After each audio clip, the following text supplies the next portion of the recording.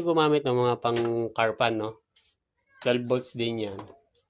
Bali 10 watts yan. So, makakatipid-tipid kayo. Kita nyo? Exindi yung anak ko. Ayun. Hila yun. Dito sa mindi. Yan. Malakas din siya, guys. Okay na rin to, no? Kung medyo maliit-liit lang yung battery yung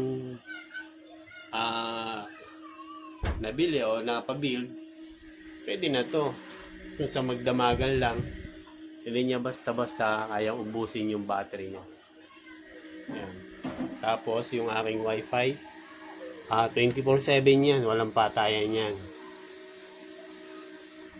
Tapos ano pa ba?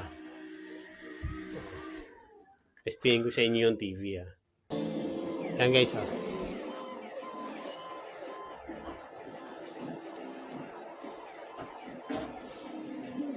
Ang ginawa ko kasi guys,